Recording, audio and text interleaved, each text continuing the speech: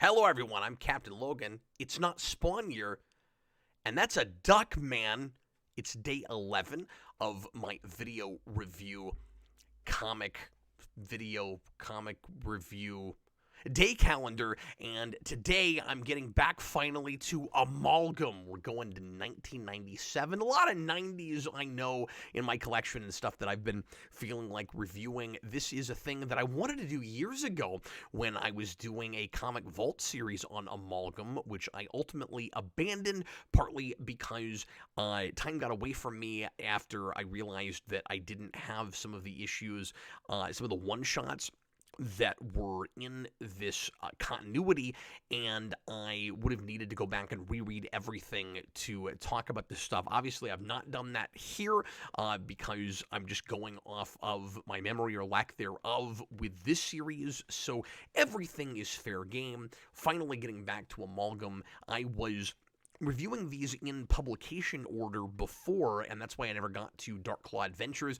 That's what this is, Dark Claw Adventures number 1. These are all one-shots that are numbered as number 1s, but read as if they are part of a longer ongoing with continuities, background, and history that you've been looking at for a good long time, and this is no exception, but is pretending to be based on a cartoon show that is What If Batman the Animated Series was instead Batman sandwiched with Wolverine to make Dark Claw. So obviously it's Bruce Timm's style character models. It's very faithful to that, but it's also very faithful to what the Batman Adventures comic based on that show looked like. This is a really neat kind of relic that I always dug. This one I have read before, but it's been a good long time, and for the longest time I had this issue, but not Legends of the Dark Claw, which I have read. That's the other issue that is supposed to be actually in the Amalgam universe, the Amalgam continuity. This is, as the letters pages kind of hilariously talk about at the end of this, because we still have those fake letters pages, this is set in the animated continuity, or at least based on that, and so some of the details and character traits and things are a little bit different. There's some talk in one of the letters about how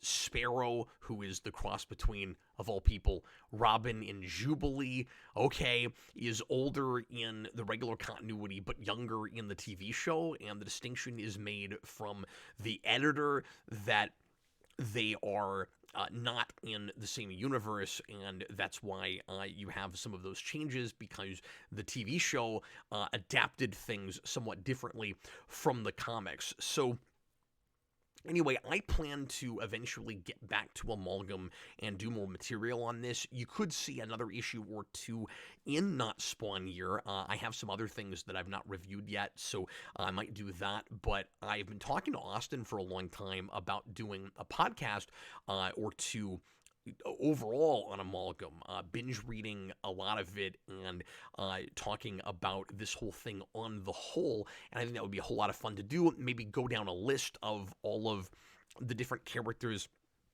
that were amalgamated, taking characters from Marvel and DC, sandwiching them together, and seeing when it was clever and when it was just kind of obvious and silly and not very creative, and when there was actually some kind of compelling character stuff or potentially compelling character stuff done where there might have been potential and missed potential. And this issue all by itself, I think, has all of those things and more. This one is written by Ty Templeton, and also the breakdowns are by Templeton with finishes by Rick Burchett.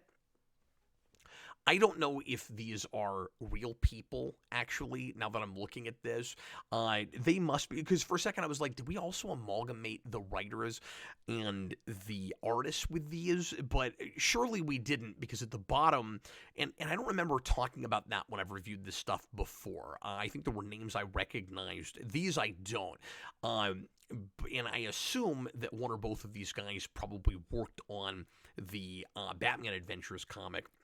And I have a few of those, and I imagine I'll probably tackle one of those this year also. But the reason I say these must be real people is because we have special thanks to Dan Slott at the bottom, which is significant because obviously Dan Slott is a much, much bigger name now because of his 10-plus years on Spider-Man. Whether you like or hate that stuff, he co-wrote a run of Silver Surfer with the Allreds that I appreciate a lot, and so I have kind of a love-hate relationship with Dan Slott, but he's wonderful for this stuff especially. His work in all ages comics and stuff based on cartoon shows is always top notch. His sensibilities and writing style are really right for that. He's wonderfully authentic with whatever he works on with this kind of stuff, and I don't know what he did on this issue and why it's special thanks to him. Maybe he worked some on Batman Adventures, I honestly don't know, but he did some Powerpuff Girl work that I think is spectacular, and I just wanted to mention it's really interesting that his name is here. So there is a kind of meta component to these books that I've talked about before, where not only is the multiverse with DC and Marvel changed in that we take those two universes and make them one for a while. So in DC versus Marvel, at first, the characters from both companies have to fight each other, and then they end up joining physically and becoming brand new characters. There's some goofy ones here that will be fun to discuss. But we also kind of do the same thing with the real world. And so while you're reading this, you find yourself kind of pretending like you're in this alternate universe or this changed universe where not only do all of our characters remember their worlds this way and not the way they were before, but we're supposed to kind of remember that also. And so here, we're in a world where we didn't have the Bruce Timm Batman series, but instead had Darkclaw, and it's a lot of fun looking at the letters pages and kind of pretending that our world has been altered along with the DC and Marvel universes. So I want to take this one kind of page by page because there are a number of references and nods to things that will be kind of fun to bring up. So let me, first of all, just give you a real quick breakdown about what happens with this. So you've got Darkclaw, you've got Logan, who is essentially just himself, just Logan, but with the gadgetry and riches of Batman, the attitude of Logan, the gruffness of Logan, the look. He's got the same powers, he's got the claws, he's got everything. The only real difference is now he's got, again, he's got wealth, but he also has something a little bit closer to the value system of Batman. He used to kill, but now he doesn't, and there's this whole kind of thematic parallel, this mirror between him and Talia, who is trying to kill him through this whole issue, where she knows she wants Darkclaw dead because he killed her father, Roz.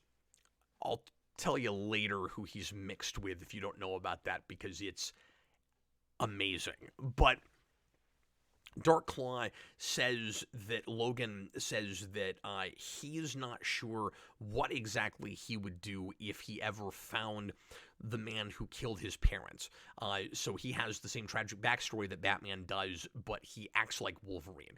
And pretty much, the only difference is he has come to decide that there really is a difference between justice and vengeance, and he's got that animal side of him mostly in check, except when it comes to his parents' murder, who was actually actively looking for at the beginning of this, and he's decided he knows he could never forgive himself. I like this a lot, and this really feels very genuine to what Bruce Timm and Paul Dini, Alan Burnett, those guys might have done with a story like this if for some reason, their Batman was also Wolverine. So the idea, and he spells this out to Talia at the end, is if I found my parents' murderer, I don't know if I could bring myself to not kill that person, but I'd never forgive myself. I know that that is wrong and that I wouldn't be happy for doing that. And he's found some kind of peace just in understanding that now. Which again is kind of interesting. And so he has killed Raish because, did I say Roz earlier? It's an animated series, so it's Raish.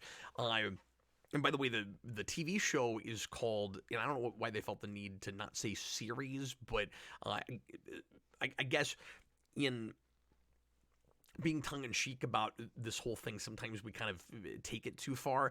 So it's Dark Claw, the animated show, because I guess animated series is just too close to the actual Batman thing. I don't understand that. So at some point, Raish, I guess 2 years before this, Raish tried to unleash a virus that would murder a lot of people, and so Logan, Darkclaw, found himself in a situation where he felt like the only way he could stop that from happening was to shoot Raish with a missile and kill him, which he does, and then Talia is after him this whole issue. She has put a tracking device on him and is able to find him, and he's so predictable to her, she knows him so well, that she's able to get into his Batcave, which in this is called the Burrow. He also has what he calls a cave of sorts within the Burrow. That's what he calls the Danger Room. It's the Danger Caves. It's kind of weird. You got a cave instead of a burrow where you train. Okay. And she finds him. They fight. We find out that she is amalgamated with Lady Deathstrike, and she tries to kill him. I guess I'll just show you these panels as I'm talking about this, but then I'll go back through some of this again in talking about some of the amalgamations and references and things. She ends up slashing through Logan and believes that he's dead. Obviously, we know he has the healing factor. She should know that too. I don't know why she thinks he won't survive this. Maybe she thinks he's not quite as resilient as it turns out he is. And then Logan tells her that now that she knows that she's tried to kill him and he's not dead, she can go on with her life now. Like, he's taken that away from her, and it's a good thing for her. Like he's kind of done a service for her, because, like I mentioned earlier, he's learned that he can't be happy if he kills his the person, the murderer who killed the people he loves. So she needs to figure that out too, and that's kind of the arc for her that he forces her to go on. It's weirdly a very good 50-50 split between a Batman story and a Wolverine story, I think. Kind of odd that something that feels this significant for a couple of major characters in what we're pretending like is a cartoon show would happen not in the show, but in a comic book. One of the things I really like about, but the idea is supposed to be that the show has ended, but then we're told in the letters pages that it's going to come back for 12 more episodes. And this is in 1997, so this is right around the new Batman Adventures, the return of animated series in a new aesthetic. So that's kind of fun. Again, the meta commentary that we're talking about, like real world things with the stuff, and not just the in continuity history.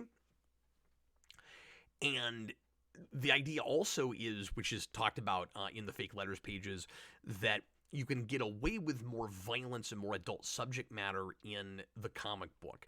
You see that a lot in the Batman Adventures book, particularly with things like the very popular Mad Love story.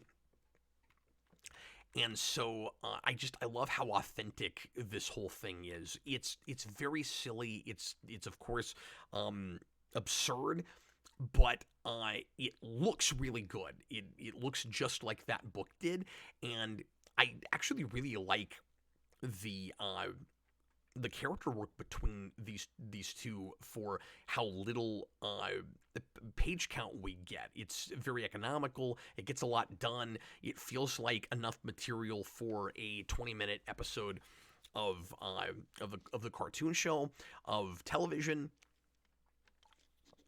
and it's surprisingly well written for what it is. It's, of course, really melodramatic, but intended to be. It knows just what it is, and it's very confident about that. So, of the Amalgam books I've read, this is one of my favorites. I actually like this quite a bit. Let me go back through this and mention a few things. So, Face to Face is the name of the story. You would expect a version of Two-Face to show up. We actually see this version of Two-Face in the Danger Cave, in Logan's version of the Danger Room, along with a bunch of other amalgamated bad guys and Arkham inmates, but Two-Face doesn't actually feature in the story, so it's kind of surprising that it's called that, given that it is kind of a Batman thing, and he's referenced here. He's amalgamated, by the way, Harvey Dent with Norman Osborn, with the Green Goblin, and he's, again, some of these names are kind of clever and some of them aren't. He's the Two-Faced Goblin. Okay, you got Logan here. He's got an eye patch. He's pretending, I'm sorry, he doesn't actually have an eye patch. He's being his version of Matches Malone. I'm sure somebody in the comments will tell me what this is. He's Matches... Oh, he's Patch Malone instead of Matches Malone. So I assume Patch is some kind of maybe Wolverine alias sometimes, and we amalgamated those two things. It's not always just characters we amalgamate. Sometimes it's ideas and other aliases and things like that. So when he's in the car with Sparrow, she's singing the old 60s Batman theme with Darkclaw in it, calls his car the Clawmobile. He doesn't have a special futuristic-looking car or like retrofuturism or anything. It's basically just a car, and I mean, maybe a little bit now that I'm looking at it, but he doesn't have logos everywhere like Batman does. He doesn't want her to call it that.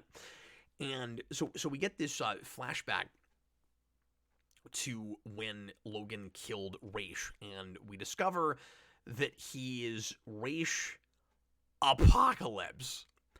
I did not remember this. I didn't remember that that's who was blended with Ra's al Ghul, was Apocalypse. Okay. I mean, what else are you going to do if you're trying to stop Apocalypse from bringing about the apocalypse, but kill him with a missile? Like, come on, Talia. You're not comparing apples and apples here. Logan's parents were killed by a desperate man in an alley with a gun, and your father, who wanted to murder a lot of people, was killed by a hero who was saving people and was basically acting as a soldier. And so, you know, his act of violence was, like, righteous, you know? So, like, but that's what she would do in regular continuity as well. Anyway, so, he's Ra's Apocalypse. He looks really stupid, by the way. The big R instead of the A, it's just wonderful. And by the way, when I criticize this stuff, saying how stupid it is, a lot of it, I kind of love the stupid. Some of it's not so much. Some of it's, like, less creative than I think it could be. Ra's Apocalypse, I don't even know how I feel about it. Those are two just really weird things to put together. It's like, I'm of two minds about it. It's hilarious. I'm not going to lie. And Logan is really cold here in this flashback because he and Talia, of course, are an item, and he ends up burning off like 90% of her skin, which is why she becomes Lady Deathstrike and gets adamantium all over her body. I'm not sure how she survived that. I'm confused with the adamantium thing sometimes. We talked about this the other day with a What If comic. Do you have to be a mutant with some kind of a healing factor in order to get adamantium infused on your bones? Or is Logan just lucky that he had that and that's why he survived, but some people are even luckier and still survive it. I don't know. I mean, she's a little bit more like RoboCop, where it's taking the place of some of her body, I think. So, again, it's the burrow instead of the Batcave. He only puts on his suit when things get really serious, kind of like in X-Men. So he's not running around with the Batsuit all the time. He doesn't, in his mind, call himself Darkclaw. This is a version of Batman who would be Bruce Wayne first, in kind of an odd way. And he has this amazing one-liner at the top of the page where, right before that, Sparrow says, you're literally crawling underground. That's not like you. And Logan says, I know. He's come back in order to prepare himself to go up against Talia. And he says, I've got to work some kinks out. And I'm not in the mood to paint. I need to start writing some of this stuff down. Like, between the Tony Stark thing the other day from the PSA, I don't believe in spanking, and I'm not in the mood to paint. These are some amazing zingers that I want to start finding excuses to use on people. Sometimes you'll get a reference in one of these that doesn't have anything to do with DC or Marvel and is just a pop culture thing thrown in there for the heck of it, I guess, because we can. Talia's right-hand cyborg is named THX1138. Okay, here is the, of course, that's a reference to THX, the film that, the like student film that George Lucas made before he was famous. And then here is the big, a 2-page spread. You actually can only see part of this here, but here's the, 2-page spread where Logan fights a lot of his enemies in the Danger Cave, and you see, and I've talked about him before with other Amalgam comics, but you see the version of the Joker who is the Hyena. I'm forgetting right off now who he's mixed with to get that, but the Harley Quinn version is brought up in this, and like I said, Two-Faced Goblin, you've got Cyber Croc, Killer Croc is a cyborg. I haven't looked all these up, I'm not sure who they're all supposed to be amalgamated with. And then the last reference I wanted to bring up is we got to get the name Deathstrike in here somewhere. I don't know why she can't just show back up and be like, don't call me Talia anymore, I'm Deathstrike. And I would have loved a place where Logan yells Talia in huge letters, you know, kind of like Wanda in Spawn. Yeah, I'm referencing Spawn again. Like, you know, Logan does all the time in the X-Men animated series with Yuriko, because she's, you know, amalgamated with Yuriko. But that doesn't really happen. But anyway, this is, again, it's fun, but it's eye-rolly. It's a little bit cringe-inducing, where he says, I think this kind of thing annoys me more now because I've seen it used too earnestly in things that I'm supposed to take seriously. Like, I always go back to the CW superhero stuff, but like, there's so much of this kind of thing in Smallville where my response is not supposed to be, you know, eye-rolling and sighing. It's supposed to be, wow, that's really clever. I can't believe you thought of that, because you referenced the thing that everybody knows. So she stabs Logan, and we're supposed to think that maybe he's going to die. And she says, I'm trying to find where it is. Oh, there it is. Surprised me there. Didn't really think you had a death strike in you. But really? We said that? Okay. Didn't think you had a death strike in you. But anyway, that is pretty much it for Darkclaw Adventures. Like I said, the letters pages in the back are really fun, and I talked about quite a bit of that already. Every part of this, it plays it straight and pretends like, I mean, some of it goes a little bit too far in the tongue-in-cheekness, but it's all supposed to feel like the universe has, even ours has changed because of DC versus Marvel. This really had me wanting to go back to this stuff and finally make that podcast with Austin. So hopefully we can make that happen sometime this year. But anyway, I really appreciate you watching, everybody, and I'll be back with you again for another one. Don't know what it is yet, but I am stoked to find out, and I hope you are as well. Goodbye, folks. Happy reading.